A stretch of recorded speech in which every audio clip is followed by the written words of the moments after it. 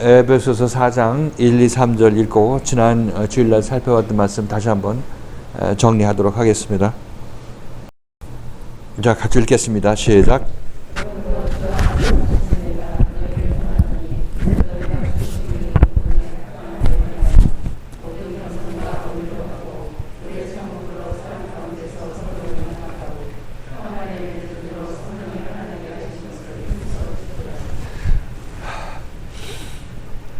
자, 지난 주일날 말씀드려서 아시겠지만 여기서 사도 바울이 성경에서 말하는 겸손하라, 온유하라, 오래 참음으로 사랑 가운데서 서로 용납하라, 이 말씀들이 우리가 근본적으로 생각했을 때 이 세상에서의 서로 간의 겸손, 온유함 또는 오래 참음, 이런 것들을 얘기하는 것으로 생각하기 쉽습니다. 그렇죠? 그래서 겸손하라, 온유하라 하면 우리만 겸손하라고 온유하라고 하는 것이 아니라 이 교회 밖의 사람들도 모두 유치원 때부터 그런 걸 배우죠. 온유하고 겸손하고 오래 참으라, 견디라, 이런 얘기를 많이 듣습니다. 그래서 우리가 이 밖에서 그런 교육을 받다가 이 교회에 와서 이 겸손하고 온유하라는 얘기를 듣고 예수께서 나는 온유하고 겸손하니 나의 멍에를 메고 나에게서 배우라, 이런 얘기를 들었을 때 우리는 직접적으로 바로 생각할 때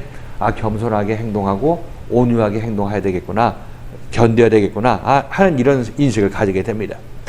이것이 이 성경 말씀이 우리에게 주는 이 교훈이 내가 세상에서 받던 교훈하고 합치되는 것을 우리가 알 수가 있어요. 이 겉뜻으로 보면 그렇다는 것입니다. 그래서 우리도 성경 읽을 때 그냥 그 세상의 지식으로 읽기 때문에 온유하고 겸손해야지, 이 말씀을 듣고 그렇게 자기 자신의 스스로에게 권면하고 그치게 된다는 것입니다. 그렇죠? 그렇지만 제가 이 말씀을 여러 번과 나누면서 성경의 모든 말씀이 서로 사랑하라는 얘기든지 도둑질하지 말라, 간음하지 말라, 부모를 공경하라, 이런 모든 말씀들이 우리의 세상에서 살 때 우리가 지켜야 될 덕목으로 얘기를 하는 것이 아니라 하나님께서 하나님과 너희 사이, 우리 인간 사이를 화목시켜서 이루어주는 것을 얘기를 하고 있습니다. 이루어진 결과로 우리를 서로 사랑하는 사람으로 만들고 살인하지 않는 사람으로 만들고 또 서로 관용하고 온유한 사람으로 만들어내는 것입니다. 자, 그러니까 이것을 다시 한번 생각하지만 우리에게 명령형으로 쓰여있는 이 성경 말씀은 하나님의 의지가 그 안에 다 담겨 있습니다. 서로 사랑하라는 얘기가 하나님께서 우리에게 너희들은 서로 사랑하라 이렇게 명령하셨으면 우리 보고 혼자 자발적으로 자가 발전해서 사랑하려고 노력하라는 말씀이 아니라 하나님께서 예수를 통해서, 그리스도를 통해서 내가 너희를 서로 사랑하는 사람으로 만들어 주겠다는 하나님의 의지가 거기에 포함되어 있는 것입니다. 그러니까 너희들은 서로 사랑하라, 이런 얘기는 너희들은 서로 사랑하는 사람이 될 것이다, 내가 너희를 그렇게 만들 것이라는 하나님의 약속이 그에 숨겨져 있는 것입니다. 그래서 명령이라 하지만 하나님의 소원이 거기 담겨 있다고 말씀드리는 것입니다. 그래서 우리가 명령으로 이해를 하고 백날 첫날 우리가 이 목숨이 다할 때까지 사랑하려고 노력을 해도 그것은 그리스도의 사랑이 내 안에 임하지 않은 상태에서는 나는 사랑할 수 있는 존재가 아니기 때문에 평생 노력해도 힘은 힘들어 들고 기껏 사랑한다고 하면은 그것이 결국 위선적으로 했다는 그 사랑, 위선적인 사랑으로 사랑한 것이 내가 할 수 있는 최대치라고 말씀드렸어요. 내 안은 정말 하나님과 분리되어서, 사랑과 분리된 상태에서 내 안에서 사랑이 없는데, 없는 사랑에서 어떤 사랑이 밖으로 나오겠습니까?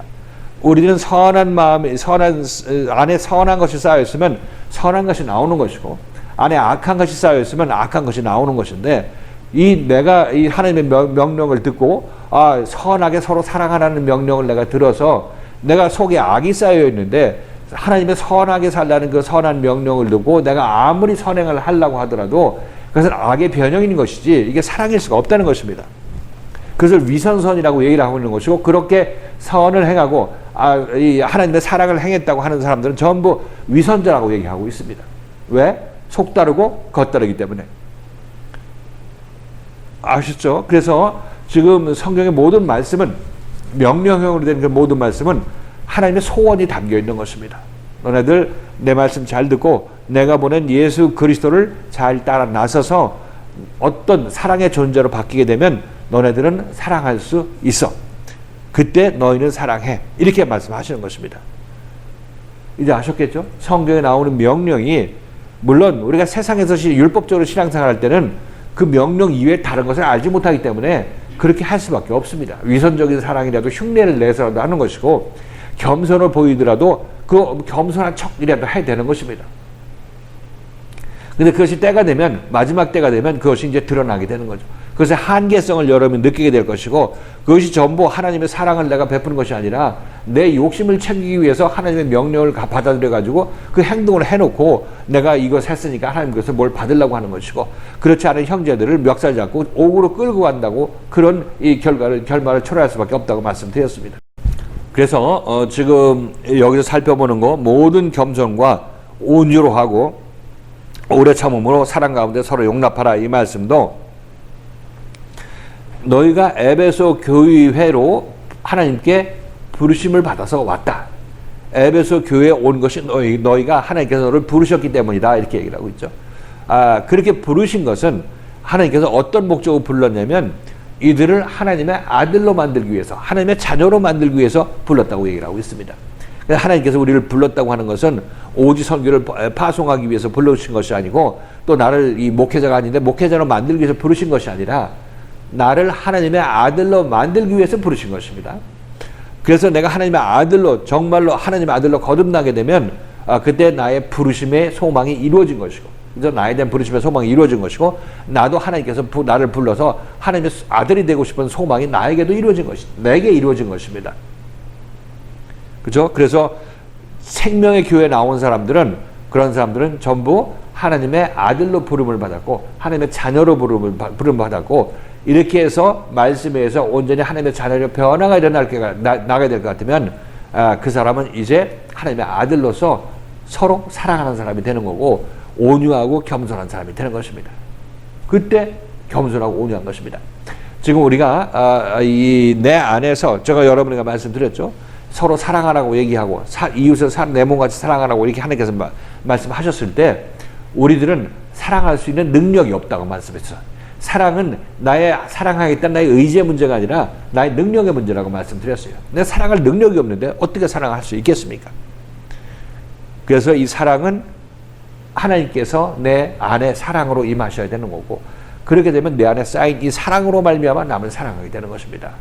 그리고 이 사랑은 우리가 세상에서 내가 형제를 위해서 나눠주고 구제해주고 하는 이런 위선적인 사랑이 아닌 것이에요.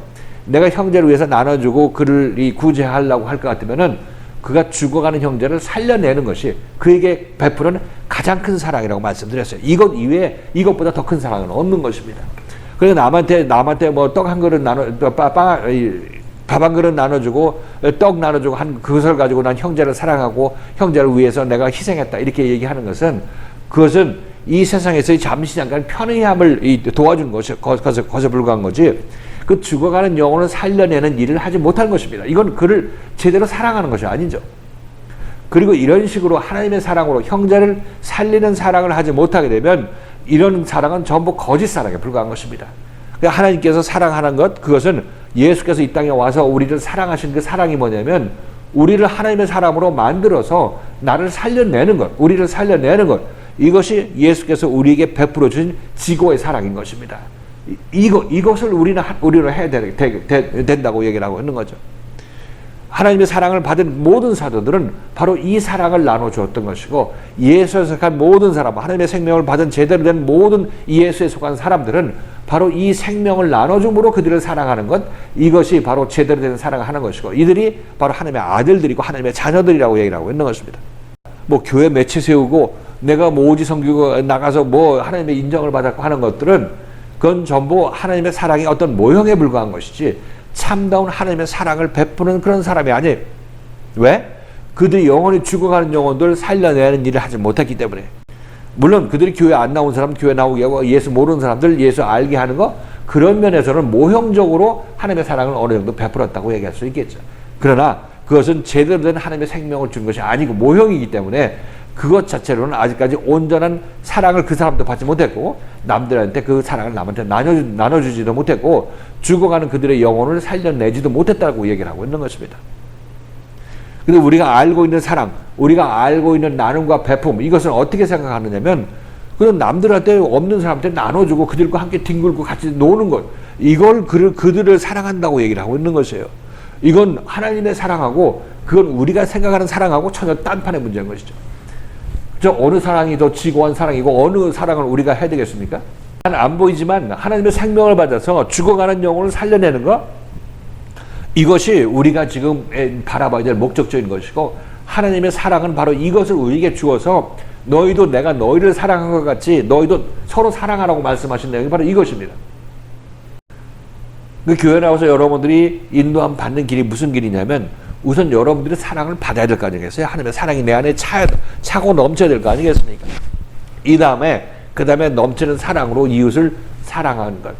죽은 자를 살려내려면 여러분들 그를 사랑으로 그들을 살려낼 수밖에 없습니다. 사랑이 아니면 그들을 살려낼 수가 없어요. 십자가의 죽음을 전제로 하는 것이기 때문에. 그래서 제대로 내가 예수 믿고 제대로 된 길로 인도함 받는다면 우선 우리들의 생각조차가 바뀌게 되는 것입니다. 우리가 알고 있는 사랑, 그 남을 도와주고 남들을 희생해주고 하는 거, 그런 거, 내가 남의 목숨을 구하기 위해서 10사람의 목숨을 구하기 위해서 나 한 목숨 바쳐서 10사람 구원내는 것, 이런 것을 우리는 사랑이라고 하는데 그것은 육신적인 사랑인 거죠. 그 구원한 그 10사람이 나중에 죽어요, 안 죽어요? 죽잖아요. 육신적으로 죽는 것입니다. 그렇게 한 사람이 죽음으로 말미암아 많은 사람을 살려내는 것은 그것은 예수 그리스도의 사랑의 모형은 될 수 있을지 몰라도 이 육신적으로 세상적으로 그런 일을 실질적으로 했다 하더라도 그것은 모형에 불과한 것이고 그 사람이나 그 죽은 그 사람이 죽음으로 남들을 살려낸 그 사람들이나 영원한 생명을 갖지 못한 것은 마찬가지인 것입니다.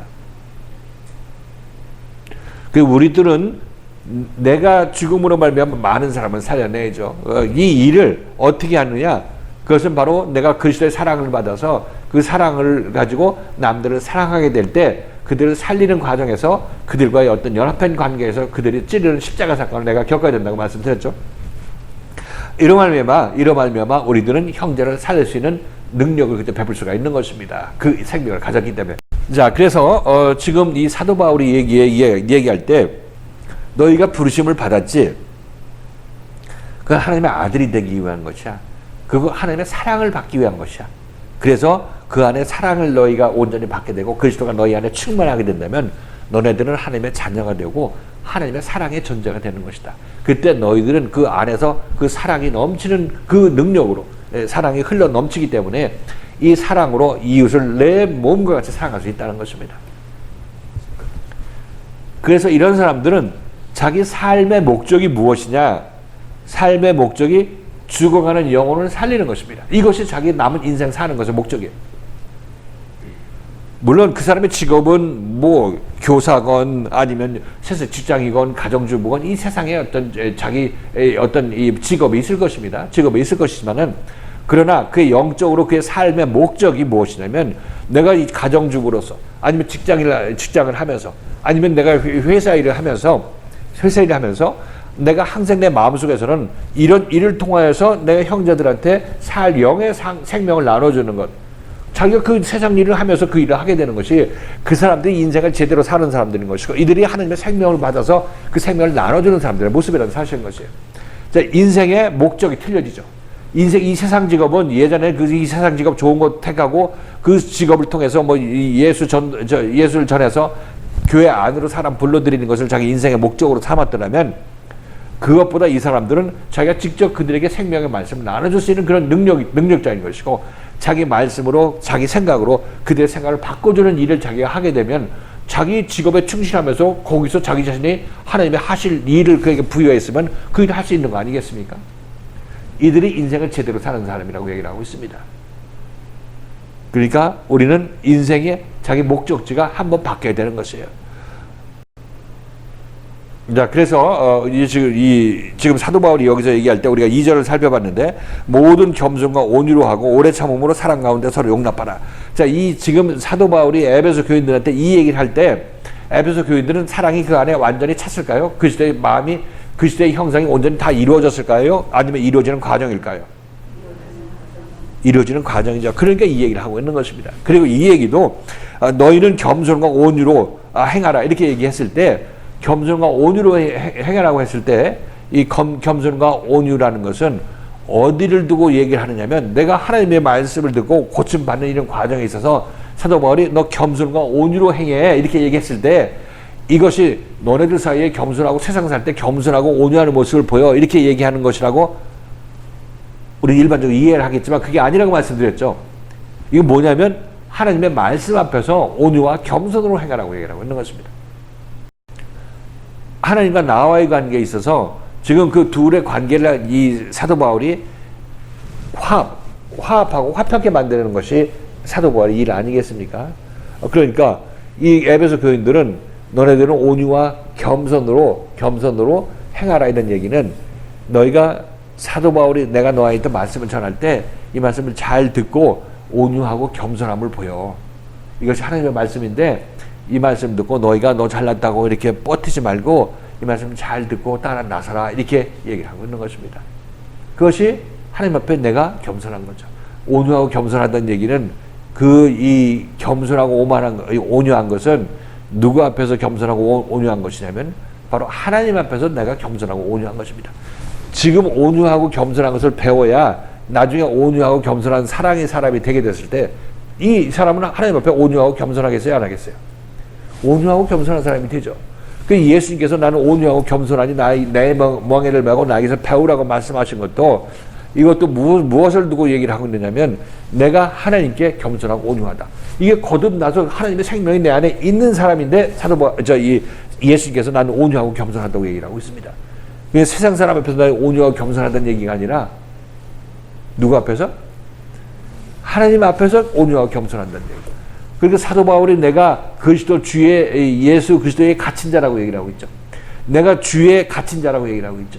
그러면서 이 예수님은 누구의 갇힌 자가 되겠어요? 하나님의 갇힌 자가 되는 것입니다. 예수는 하나님의 갇힌 자가 되는 거예요. 그러니까 사도 바울이 온유하고 겸손했겠어요? 하나님 앞에서? 아니 예수 앞에서? 겸손했죠. 그게 갇힌 자의 모습인 것입니다. 그 예수님께서도 이 땅에 오셔서 육신을 입고 이 땅에 오셔서 자기가 내 뜻대로 하는 것이고 내 의지대로 말하는 것이 아니라 내 안에서 하나님께서 아버지께서 말씀하신다고 얘기를 하고 있죠. 그렇죠? 이것을 보면 지금 예수님마저도 어떤 질서에 순종하냐면 하나님의 생명의 질서에 순종하고 있다는 것을 알 수가 있는 것입니다. 이 질서에 순종하는 자들이 제대로 된 하나님의 아들인 것이고 같은 생명을 가졌기 때문에 순종할 수 있고 겸손할 수 있게 되는 것입니다. 같은 생명을 갖지 아니하면 이건 어떻게 보면 그러니까 온유하고 겸손하니까 내가 이렇게 종속되는 거 아니냐 이렇게 생각할지 몰라도 하나님과 같은 마음을 가지고 있으니까 그냥 하나님이 하시는 말씀이 나도 거기에 동의해서 같이 가는 것입니다. 그러니까 온유하고 겸손할 수밖에 없죠. 그렇지만 그 모든 것의 뿌리 중에 원천 뿌리 중에 뿌리가 하나님이시니까 그 하나님부터 말미암은 생명이니까 그 생명에 순종한다고 얘기를 하고 있습니다. 그 생명 안에 있게 된다고 얘기를 하고 있는 거죠.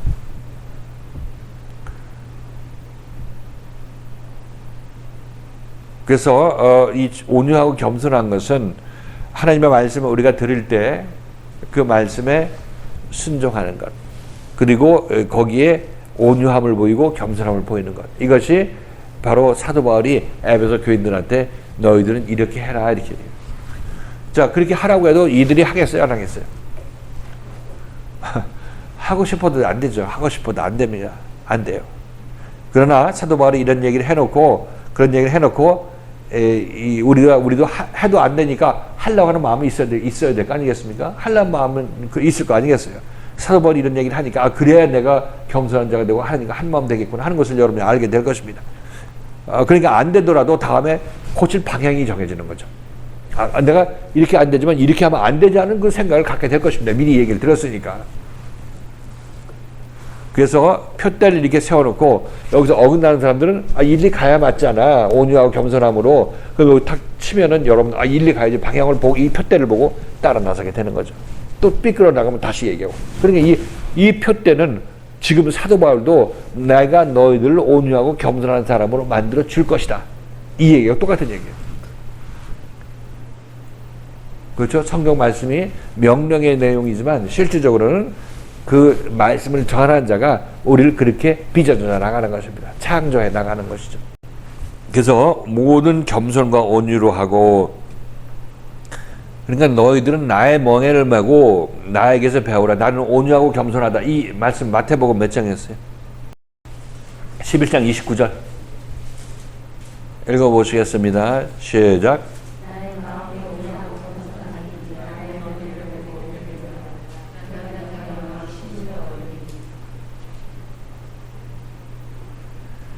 너희들은 나의 멍에를 메고 배우라, 이렇게 얘기를 하고 있죠. 그죠? 난 온유하고 겸손하니 너희들은 나의 멍에를 메고 배우라. 그러면 너희가 쉼을 얻을 것이다. 자, 에베소 교인들은 지금 예수와 함께 멍에를 맸나요? 온유하고 겸손함에 멍에를 같이 맸습니까? 에베소 교인들.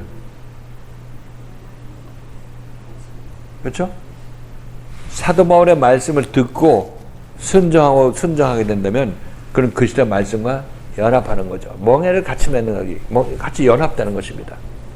그렇게 되면 이제 이 사람들은 온유하고 겸손함의 멍에를 예수 그리스도와 함께 맺기 때문에, 그리스도의 말씀을 받아들였기 때문에 온유하고 겸손함의 멍에를 맨 거죠. 예수 그리스도가 소유하고 있는 온유하고 겸손함의 멍에를 맨 것입니다. 아니면 예수와 멍에를 맺기 때문에 사도 바울의 말씀을 듣는 것이 결국 예수와 멍에를 매는 거 아니겠어요? 예수의 멍에를 매는 거죠. 그 사도 바울의 말씀을 듣는 것 자체가 예수의 멍에를 매는 것입니다. 그 연합하고 따라 나서는 것이. 그렇게 되면 이제 이들은 온유하고 겸손하면 당연히 예수로부터 그 말씀으로부터 온유하고 겸손함을 배우게 되는 거죠. 말씀대로 미리 온유하고 겸손해야 된다고 얘기해놓고 저항해서는 안 된다고 얘기해놓고 그렇게 못하는 우리들에게 계속 깨우침을 주면서 그런 사람으로 만들어 가니까 그것이 예수가 우리와 함께 멍에를 메고 우리를 온유하고 겸손한 자로 빚어나가시는 거예요.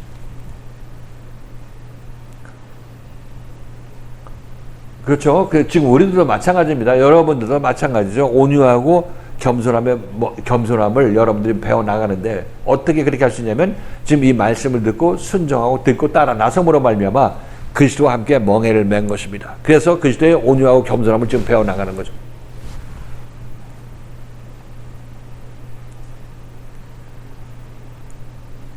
그러니까 2000년 전에 예수님께서 너희들은 나의 멍에를 메고 내게서 배우라. 그러면 쉼을 얻을 것이라 얘기를 하고 있는데 이 말씀이 언제 우리와 나와 적용되는지 이전에 우리가 알았어요? 몰랐어요? 지금은 좀 아실 것 같습니까? 지금 2000년 전에 예수님께서 하신 말씀이 지금 여기서 이 나에게 적용되는 말씀이라는 사실이 어느 정도 마음에 와 닿습니까? 이게 맞는 것입니다. 이게 생명의 말씀을 만난 사람들이 이 성경의 2000전의 성경 말씀이 그 과거에 머물러 있는 것이 아니라 지금 여기서 나에게 진행되는 말씀이어야 내가 그 예수의 말씀에서 구원받는 거 아니겠습니까? 맨날 이 예수님께서는 이렇게 온유하고 겸손했으니까 나도 온유하고 겸손해서 그 예수님께서 하신 그걸 흉내 내야지, 적어도 그대로는 못해도 흉내라도 내야지 하는 그런 식으로 신앙생활을 하니까 맨날 1000년, 2000년 믿어도 예수 꽉 나게 믿는 거 아니겠습니까? 전부 다.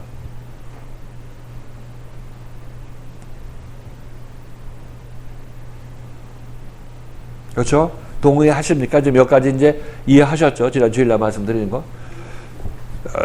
이 말씀을 하면서 우리가 골로새서 말씀 찾아봤나요? 일부러 겸손함과 천사 숭배를 버리라고 얘기했던 게 몇 장이었어요? 골로새서 2장 18절 19절. 자, 읽겠습니다. 시작.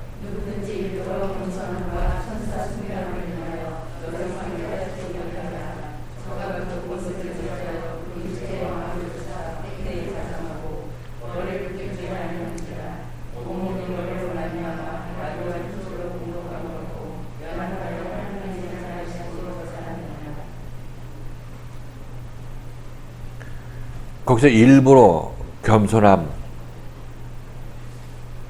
억지로 겸손함 이런 의미를 얘기를 하고 있는 거거든요. 그러니까 이게 사실 우리가 지금 살펴본 대로 내가 하나님의 말씀 앞에서 교만하지 아니하고 따라 나서는 것이 나의 자기 의로움을 꺾고 따라 나서는 것이니까 온유하고 겸손하다고 얘기를 하고 있는 것입니다. 이것을 온유하고 겸손하다고 얘기를 하고 있죠. 내가 뭐 잘못했는데 나보고 뭐라 그래요? 이렇게 말씀에 대적하게 되면 이건 겸손한 게 아니라 횡포를 부리는 거죠. 근데 이 일부러 겸손하다는 얘기는 바로 윤리 도덕론자들을 얘기를 하고 있는 거죠. 윤리 도덕론자. 넌 겸손하게 공자왈 맹자를 하면서 이제 겸손해야 되고 인사상으로 상강오륜 어쩌고저쩌고 얘기하는 그런 것들이 전부 우리를 일부러 겸손하게 만드는 것입니다. 일부러 겸손하다는 얘기는 난 내면을 고치지 아니하고 밖으로 사랑하라고 얘기하고 나눠주라고 얘기하고 겸손하라고 얘기하고 온유하라고 얘기하는 거. 이게 전부 그래서 내가 하는 것. 속은 내버려두고 겉으로 하는 것들이 전부 일부러 겸손한 것입니다. 위선적 겸손함이라고 얘기하고 있는 거죠. 그렇죠? 우린 이것이 겸손이라고만 알고 있는데 지금 예수님께서 아니면 생명을 가진 사람이 얘기하는 이 겸손함은 속을 하나님의 사람으로 만들어서 하나님의 생명을 가진 자로 만들어서 이 생명은 하나님의 생명과 똑같은 생명이니까 하나님 앞에서 겸손한 거 아니겠습니까? 이게 겸손한 거죠. 하나님 앞에 겸손한 것이라고 얘기하고 있는 것입니다. 그러니까 하나님의 생명을 가지고 그게 겸손한 모양을 보이든지 아니 하나님 앞에서 생명을 가지고 하나님의 생명으로 겸손한 행동을 하든지 그것은 이제 전부 일부러 겸손함이 아니라 진짜 겸손함인 거죠. 그렇지 않고 이 내면을 고치고 내면을 깨끗하게 하지 않는 그런 상태에서 겸손을 보이는 것은 전부 그것은 위선 겸손이다. 일부러 겸손합니다. 이렇게 얘기를 하고 있는 거죠. 그 사람들은 사랑하라. 하나님께서 이렇게 말씀하셨다고 해서 사랑의 행동을 보이고 나는 이렇게 남을 이렇게 사랑해 하는 그런 것들이 전부 위선 사랑인 거와 마찬가지로 겸손도 마찬가지죠. 나 겸손한 모습 보였어. 이것도 하나님의 모습으로 봤을 때 그건 네가 겸손하려면 하나님께 겸손해야 정말 네가 겸손해도 겸손한 것이고 정말 그게 네가 제대로 사랑해도 사랑할 수 있는 것이다. 이렇게 말씀하시는 것입니다. 어느 것 하나 내 안에서 하나님의 사랑이 차올라서 그 사랑으로 말미암아 내가 모든 일을 행할 때 어떤 일이든지 강한 것입니다. 그건 사랑의 행위인 것이죠. 내 안에 선이 쌓였으니까 선한 행동과 선한 숨소리가 나오고 선한 잠꼬대가 나오는 것은 당연한 것입니다. 그렇지 않고 하나님의 사랑이 없이 귀신이 내 집에 집주인 노릇하고 있는 상황에서 아무리 선한 행동이나 아무리 선한 말이나 선한 잠꼬대를 하더라도 이게 전부 악한 것이라고 얘기를 하고 있는 것입니다.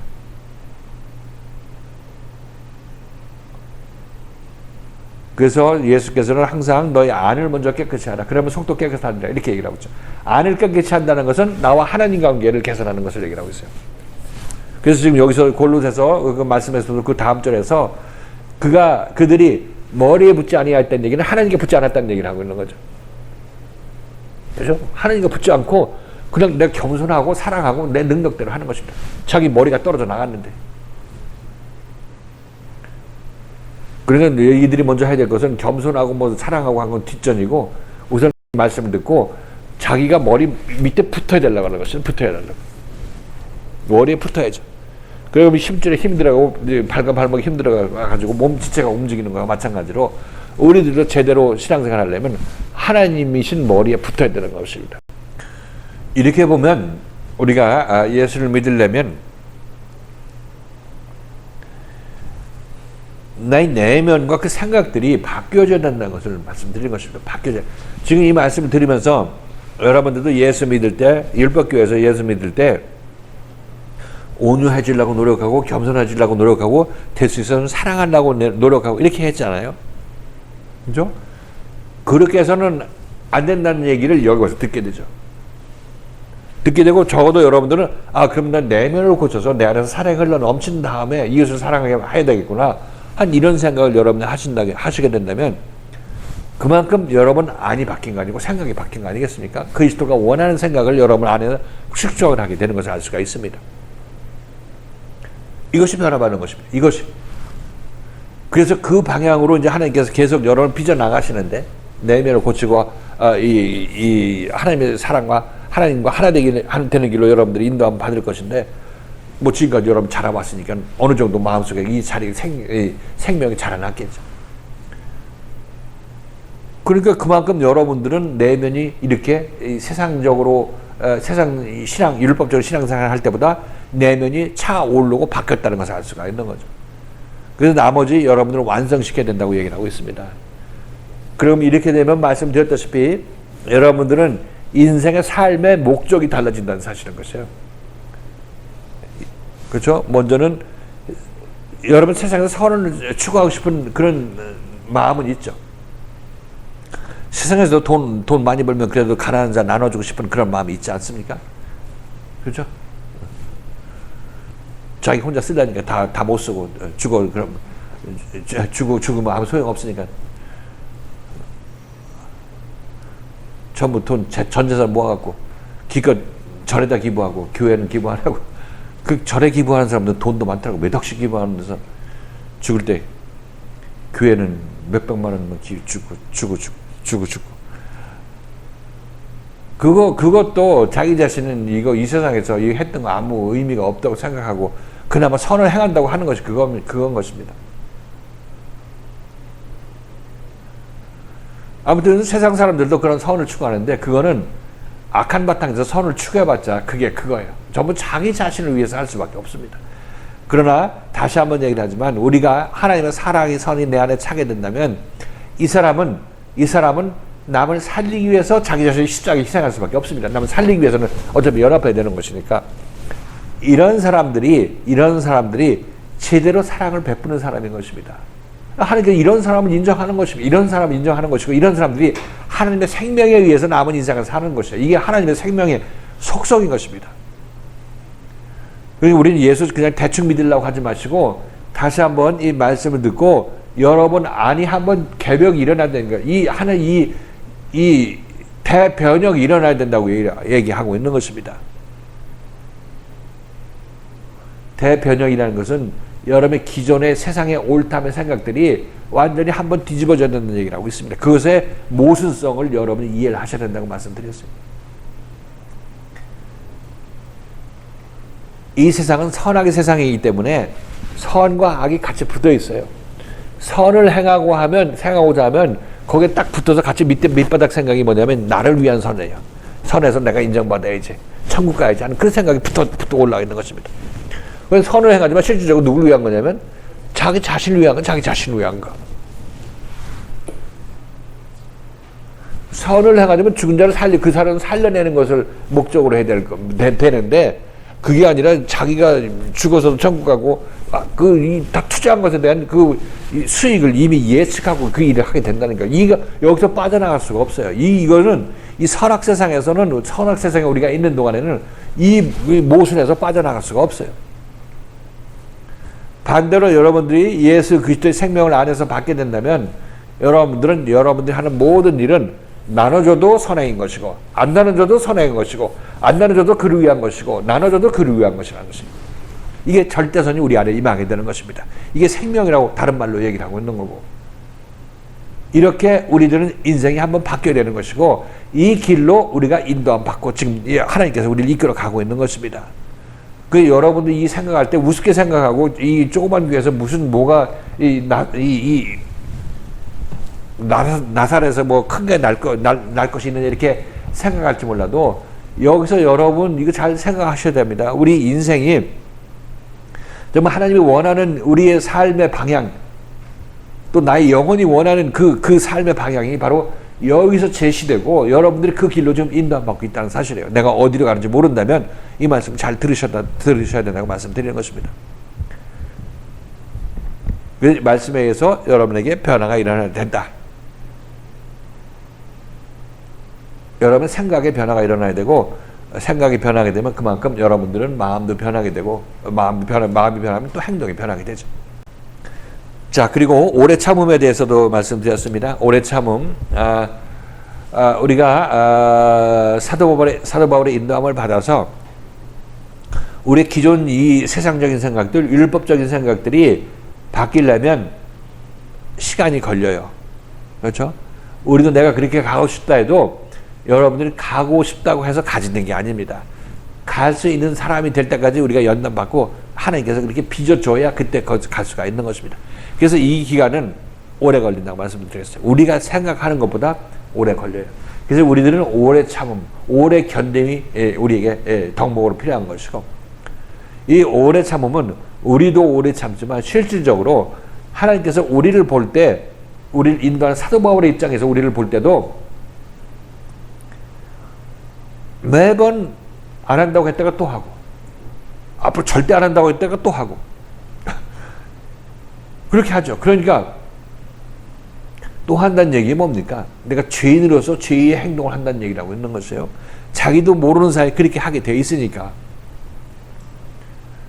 그래서 그걸 하나님께서 책망하면서 돌이키게 하고, 책망하면서 돌이키게 하고, 계속 그렇게 우리는 나올 수밖에 없으니까, 베드로는 하나님께는 하루가 천년 같고 천년이 하루 같다, 이렇게 우리에게 얘기하셨고, 우리에게 이 말씀을 전했고, 또 하나님의 오래 참으심이 우리의 구원을 이룰 것이다, 이렇게 말씀하는 것을 여러분 기억하실 것입니다. 그러니까 오래 참는 것은 실질적으로 나도 우리도 오래 견뎌야 되는 거죠. 오래 견뎌야 되고 참지만은, 그러나 하나님도 우리에게 오래 참으시는 거죠. 하나도 빠짐없이 구원에 이르게 하기 위해서 오래 참으신다, 이렇게 말씀하시는 것입니다. 그러니까 지금 여기서 우리가 이 성경 말씀이 나오는 관계는 예수를 통한 하나님과 나 사이의 화해, 그에 관한 얘기인 거고, 그것에 관한 이 명령이고, 그것에 관한 하나님의 말씀이 이 성경에 이렇게 기록되어 있는 것입니다. 세상에서 너희들끼리 온유하고 겸손하게 살아라, 이렇게 얘기하는 게 아니죠. 이 세상은 우리가 여기서 진치고 오래 살라고 얘기하는 것이 아니에요. 이 세상의 모든 일은 우리를 하나님 앞으로 밀어 올리는 그런 역할을 한다고 말씀드렸어요. 여러분들의 이 세상의 일이 꼬여도, 이게 하나님과의 관계를 좀 더 깊이 하라고, 좀 깨달으라고 이렇게 꼬여서 나를 이렇게 만드시는구나 하는 것을 말씀하시는 것이고, 그렇게 이해하셔야 되는 것이고, 잘 돼도 하나님 찬양하면서 더 열심히 하나님께 붙으라고 얘기하고, 하나님을 놓치지 말고 잘된 것으로 말미암아 하나님을 놓치지 말라는 그런 하나님의 메시지를 보내는 것이라는 것을 항상 생각하셔야 되는 것입니다.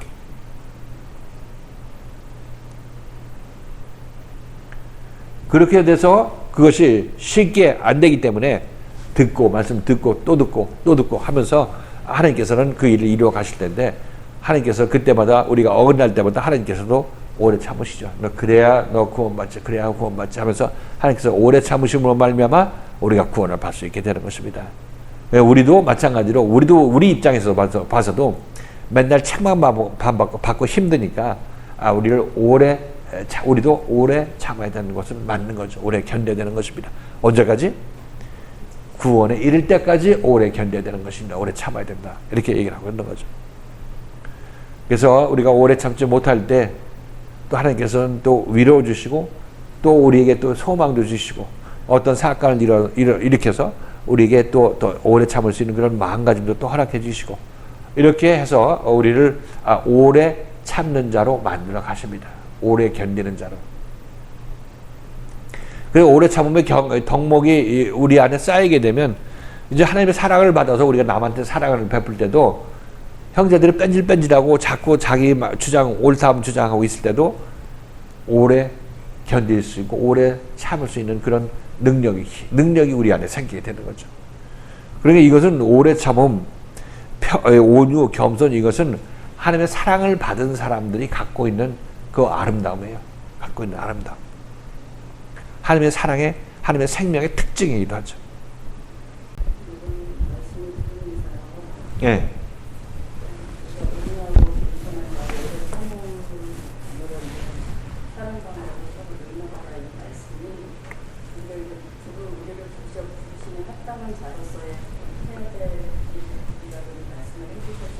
네.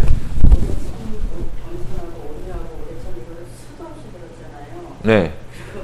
저희 복음화에 자리에 와서도 이 말씀을 늘 또 말씀드리면서 요번에 제가 이 말씀을 드리면서 얘기했는데, 우리는 지금 말씀의 조명을 받고 있는데, 또 그러면서도 나는 항상 온유하고, 나는 내가 생각하고 내가 판단하는 게 사실은 옳다라고 하는 그 옳함으로 아직 꽉 차 있잖아요, 우리가. 그거 덩어리지. 네. 그걸로 꽉 차 있으니까 내가 무엇을 뭐 생각하거나 말하거나 이 판단을 하거나 이게 옳아, 이게 온유한 거야, 이게 겸손한 거야 내가 판단해서 하면은 그게 옳다라고 생각하는 거잖아요. 내가 생각한 거기 때문에 나는 틀렸다고 생각을 안 하니까요. 그 틀린 존재니까 그냥 네. 틀렸다고 생각 안 하는 거죠. 네, 그렇기 때문에 늘 이게 말씀을 수백씩 볼백 번 듣고 들으면서도 이 말씀으로 아까 쳐주신다고 말씀을 하셨는데 정말 이 말씀으로 내가 매일매일 이 말씀으로 나를 쳐주지 않고 방향을 내가 설정하지 않으면 정말 삐끗하면 내가 생각하는 것이 옳다라고 생각하는 게 내 본질이기 자체이기 때문에 그렇겠구나. 그래서 정말 매일매일 말씀을 듣는 게 더 소중하고 그 길밖에 없고 그렇게 돼야 될 것에 대해서 말씀을 하고 내가 그렇게 되기를 원한다라는 그 깊이를 조금 더 다짐을 하면서 이 말씀을 좀 듣고 또 주일날 지나서 다시 말씀을 들으면서도 그런 생각을 갖고 들어갑니다. 끊임없이 내 오냐고 동사람을 보이고 내가 내게 맞다고 하는 그것들이 끊임없이 나오니까 이게 말씀으로 날마다 듣지 않으면 정말 가만히 그냥 어긋날 수밖에 없거든요. 이게 맞는 얘기죠. 그러니까 우리가 물에 있으면 가만 놔두면 막 이렇게 수영하면은 물에 뜨는데 고개를 내밀 수 있는데 쉬면은 그냥 그대로 쉼과 동시에 가라앉잖아요. 그러니까 쉼과 동시에 물에 가라앉는단 말이에요. 지금 그 표현으로 이제 제가 이제 답을 드릴 수 있겠고, 하여튼 우리에게서 나오는 건 나의 옳다함으로 움직이는데 맨날 옳다함이지 뭐야. 나 옳다함이니까 내가 교회 나오고 나의 옳다함으로 뭐 직장에서 뭐 자기 할 일 하고 하는 거 아니겠어요? 이게 전부 자기 옳다함에 의해서 움직이는 거 아니겠어요? 옳다함이라는 단어도 어렵다 이렇게 얘기하는 사람도 있는데 그게 옳다함. 모든 나의 옛생명의 그 생각이 전부 나의 옳다함이죠. 근데 그 옛생명 자체가 이미 하나님과 분리된 상태에서 옳다함이니까 이게 어둠의 옳다함인데 그게 진짜 옳다함이라고 생각하고 그걸 믿고 따라 나서는 거니까 이 말씀을 듣고 알았다고 생각하는 것도 옳다함이지 그 어떻게 봐. 근데 지금은 이 말씀에 의해서 항상 내 몸을 이렇게 어긋난 부분을 조명받고 이쪽으로 해서 이렇게 올바른 길로 이렇게 인도한 받잖아요. 그러니까 이게 말씀도 처음에 이 길을 제시한 것도 말씀이고 또 딴 길로 갈 때도 이걸 또 잡아주는 것도 말씀이고 또 다 컸을 때 다 컸다고 이제 생명을 불어주는 것도 말씀이고 그렇죠. 이렇게 보니까 이게 정말 이게 여기 딱 정신 차려서 그 시대 말씀에 딱 시각을 맞추고 여기를 따라 나서는 것을 여러분들이 훈련을 하셔야 되고 그렇게 따라 나서야 되는 거고 그렇다고 해서 지금은 이렇게 하기가 힘들죠. 이거 뭐 몸이 쑤시고 자유도 없고 꼼짝도 못하게 하는 그런 것처럼 보이는데 그냥 일단 이렇게 빈틈없이 잘 따라 나서야 나서는 과정에서 여러분들이 버려야 될 것들이 다 손 만져지는 것입니다. 교만한 거 안 드러났던 거 나중에 저기서 드러나고 결국 다 드러나서 하나님께서 너 이거 교만한 거 이때 드러나잖아 이런 거 하나님께서 책망하실 것입니다. 책망받고 그러고 여러 깨달으면 그만큼 자라나는 거예요. 근데 다음에 그 일을 할 때 이럴 마음 없이 이 책망받은 마음 그 찢기가 벗겨진 마음에서 그 일을 하게 될 텐데 그때는 하나님께 인정받아요. 똑같은 일을 하더라도. 그러니까 이 말씀에 의해서 우리가 정결케 된다. 죄사함 받는다는 얘기가 우리 교회생활을 통해서 이렇게 개개인별로 자기 자신이 책망받는 것에 대해서 빼내야 될 부분에 대해서 빼내지는 거 이게 바로 정결케 되는 부분이라고 얘기를 하죠. 그러니까 말씀에 의해서 우리가 세탁된다. 이렇게 세탁. 물로 씻어 말씀으로 깨끗게 한다. 그래서 각자의 개성은 변하지 않아요. 그 사람은 하나님의 그 사람의 개성에 따라서 특징에 따라서 하나님께서 창조하셨기 때문에 개성은 변하지 않고 그 사람이 어떤 본래 칼라 자기만의 고유의 칼라는 변하지 않는데 그래서 그 칼라들에게 어떤 때가 묻어 있는 것도 오염되어 있는 것들 그러나 이것 말씀에서 씻어내리는 과정이 지금 우리가 하는 과정이에요. 그래서 내 자신의 그 존재 정체성은 그대로 가지고 있는 것입니다. 여러분 걱정할 필요 없어요. 그러니까 잃어버린 여러분의 자신을 찾아주는 것이 예수 그리스도의 말씀인 거예요. 생각해 보세요. 여러분들도 그냥 이 세상에서 썩어질 것을 위해서 여러분 인생 살기를 원하십니까? 아니면 하나님의 생명을 받아서 남들을 살려주고 죽어가는 영혼을 살려내면서 여러분 인생 살고 하나님 앞에 서기를 원하십니까? 후자일 거 아니겠어요? 후자일 거 아니겠어요? 말이죠. 그렇다면 이게 여러분들이 살고 싶은 그런 방향인 거고, 이것이 여러분들이 원하는 여러분의 아름다운 모습이라는 것입니다. 여러분의 각자의 개성이 있고 각자의 특기가 있는 거, 달란트가 있는데, 여러분들은 내가 좋은 달란트 갖고 있으면 내가 이 달란트를 사용해서 하나님의 영광을 드러내고, 하나님의 영광 드러낸다기보다도 죽은 영혼 내 영혼, 하나님의 생명을 받아서 죽은 영혼을 살려내는 것이 나의 인생의 목적이라고 이렇게 여러분 생각하신다면, 여러분 당연히 그 일을 해야 되는 것은 마땅한데, 엉뚱하게 이쪽 세상 것만 바라보고 있다 세상 것을 위해서, 한시적 것을 위해서, 썩어질 것을 위해서 여러분 살다가 인생 허비하게 되면 여러분 잘못 사는 거 아니겠어요? 인생 잘못 사는 거죠. 근데 누가 날 이쪽으로 가게 만드느냐? 여러분 안에는 잘못된 생각이 여러분 이쪽으로 계속 가게 만드는 것입니다. 그래서 이 생각을 지금 바꿔서 이거 제거해버리면 여러분 일리 갈 거 아니겠어요? 지금 그 일을 이 그리스도의 말씀이 여러분 교회생활을 통해서 여러분이 이루어지고 있는 것입니다. 그러니 여러분들의 참모습을 찾는 거예요. 찾는 거. 그러니까 하나님의 아들, 하나님이 나는 나다고 말씀하셨으면 하나님의 아들도 전부 다 나는 나다라고 얘기했을 때 그 사람이 하나님의 지체의 접붙임을 받게 되는 것이에요. 같은 생명을 나는 나, 오염되지 않은 나는 나. 지금 나는 귀신이 내 집이 어떤 사람이 귀신이 나갔을 때 내가 나온 내 집에 다시 들어가야 된다고 얘기를 하고 있잖아요. 그러니까 분명히 그 사람은 주인이 내가 그 사람 자신이 아니라 귀신이라고 얘기를 하고 있는 것입니다. 그러니까 우리들도 이 생각을 고치지 않고 말씀에서 내가 잘못된 귀신의 생각이 쫓겨나가지 아니하면, 더러운 생각이 쫓겨나가지 아니하면 우리는 그냥 세상을 향해서 살 수밖에 없는 것입니다. 그러나 이 말씀에 의해서 계속 이쪽까지 가야 된다 얘기하고 이쪽으로 갈 때마다 이걸 제거해 이쪽으로 안 가지 하고 이 생각 버리라고 하면 여러분이 이쪽으로 옮기게 되는 거죠. 지금 여러분이 이 길로 계속 인도받고 있는 것입니다.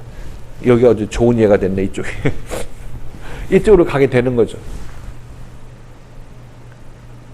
실질적으로 교회에서 일하는 일이 이렇게 구체적으로 여러분에게 말씀드리는 거예요. 어떻게 생명의 말씀이 나를 고쳐내고 어떻게 그것이 나에게 진짜로 진행되고 있는지 모르신다면 바로 이런 일로 여러분에게 여러분을 깨끗하게 하는 그런 말씀이 여러분에게 적용되고 여러분을 살리는 그런 말씀으로 지금 여러분 안에 지금 작용하고 있는 것이라고 말씀드리는 거죠.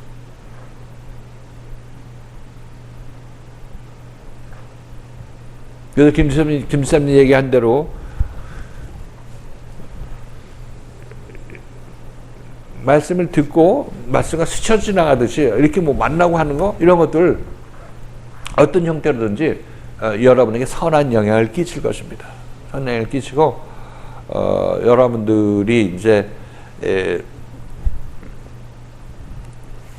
어둠에 있기 때문에 어둠 속에서의 옳다함을 아무리 찾아도 그건 어둠의 옳다함일 수밖에 없으니까 빛에서 조명을 받고 겸손하고 온유함, 이거 하나님과의 말씀과 나의 관계이구나, 이게 더 중요한 것이네, 이웃의 겸손하고 온유한 것은 나중 문제고 이것이 먼저구나 생각하시고 이 관심을 갖고 여기에 대해서 소망을 갖게 되면 말씀에 대해서 같이 소망을 갖게 되죠.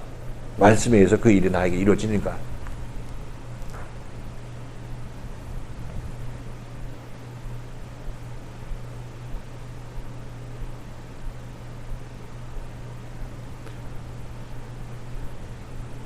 그렇게 해서 교회 생활을 소중하게 생각하시고 또 교회에서 여러분에게 전하는 말씀에 대해서도 깊이 한번 생각해 보시면 여러분들을 인도하는 이 말씀이 여러분에게 해를 끼치지 않습니다. 절대로. 해를 끼치지 아니하고 여러분을 살리는 말씀이고 제대로 살아나게 되면 하나님께서는 그냥 가만 내버려둬도 여러분들은 남을 살리는 일로 인생을 살게 될 것입니다. 이게 하나님께서 나를 이 땅에 보내신 목적이에요.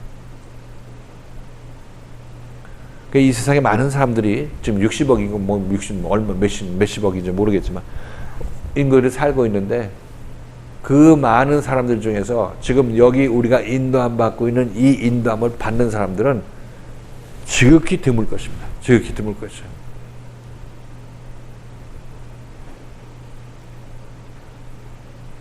그러니까 우리는 더욱더 여기 이 자리를 소중하게 생각하셔야 되고, 여기서 내가 이 교회 다니면서 내 마음이 내면이 깨끗해지고 내가 잘못 생각하는 것들이 씻겨 내려가는 이 일 안 하면 밖에서 무슨 일을 하려고 그러는데, 이 일 안 하고 밖에서 무슨 일을 하려고 그러는데, 이것보다 중요한 일이 없는 거죠.